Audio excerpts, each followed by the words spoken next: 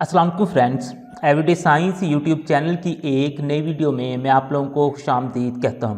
दोस्तों, हमें मैथ के सवाल या फिर फिज़िक्स के न्यूमेरिकल सॉल्व करते हुए अक्सर औक़ात साइंटिफिक जो ऑर्डिनरी नोटेशन होती है उसको साइंटिफिक में, या फिर अगर हम उर्दू में बात करें तो आम तरकीब जो होती है उसको साइंसी तरकीब में ना कि कन्वर्ट करना पड़ता है।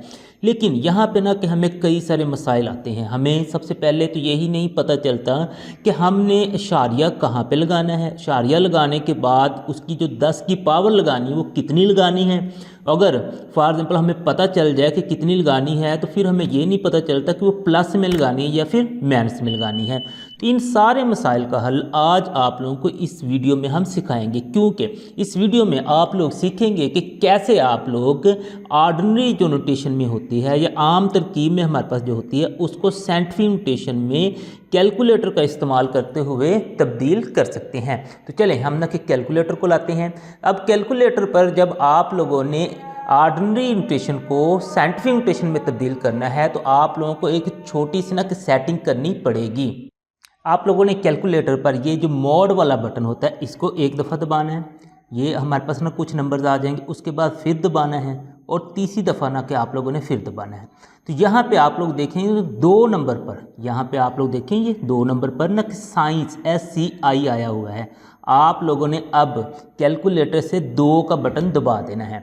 अब ये इस तरह से आ जाएगा 0 से 9 तक। इसका मतलब है कि आप लोग इशारिये से पहले तो एक हमने नंबर रखना ही होता है, उससे आगे आप लोग ना कि कितने नंबर रखना चाहते हैं। तो हम इशारिये के बाद 1 रखना चाहते हैं, तो ये टोटल मिला के फिर हमारे पास ना 2 नंबर हो जाएंगे, एक इशारिये से पहले और एक बाद में। तो दोबारा भी आप लोग ने यहाँ पे कैलकुलेटर पे 2 ही दबा देना है।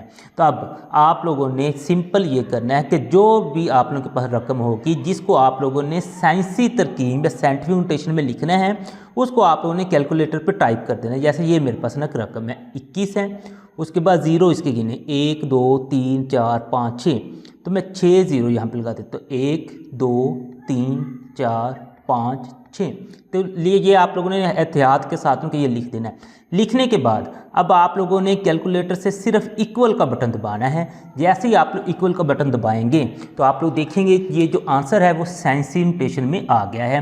तो यही आप लोगों ने आंसर लिख देना है, यानी कि 2.1 ज़रब 10 की पावर 7। ये मैं यहाँ पे लिख देता हूँ 2.1 ज़रब 10 की पावर 7। अब यहाँ पे देखें ना, आप लोगों को किसी किस्म की ज़रूरत नहीं पड़ी कि आपने इशारिया कहाँ से उठाना है, कहाँ पे लेके जाना है।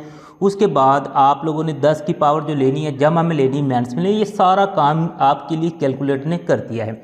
इसी तरीके से अगर आप लोगों के पास इस तरह का भी कोई अगर नंबर आ जाए तो इसको भी आप लोग ना साइंसी नोटेशन में लिख सकते हैं। तो अब इसी को कैलकुलेटर पर टाइप कर देते हैं। 0 हमारे पास है, उसके बाद इशारिया है, 0 है 1 2 3 4 5, तो 5 मैंने कि 0 दबाता हूँ, 2 3 4 5। उसके बाद 4 2 है तो मैंने 4 2 दबा दिए। अब ये करने के बाद नेक्स्ट काम मैं ये करूँगा कि इक्वल दबा दूँगा, कैलकुलेटर से इक्वल दबाऊँगा तो मेरे पास ये आ गया 4.2 ज़रब 10 की पावर -6। तो मैं ये यहाँ पे लिख सकता हूँ। यहाँ पे भी अगर आप लोग देखें तो मुझे किसी किस्म का नहीं ये पता करना पड़ा कि मैंने इशारिया कहाँ से कहाँ पे लेके जाना है, और दूसरे नंबर पर इसकी जो पावर है प्लस में आएगी या फिर माइनस में आएगी। तो इस तरीके से आप लोगों के पास कोई भी नंबर जो कि ना आप लोगों के पास ऑर्डिनरी या फिर आम तरकीब में होगा उसको आप लोग आसानी से कैलकुलेटर की मदद से साइंसी तरकीब में बदल सकते हैं।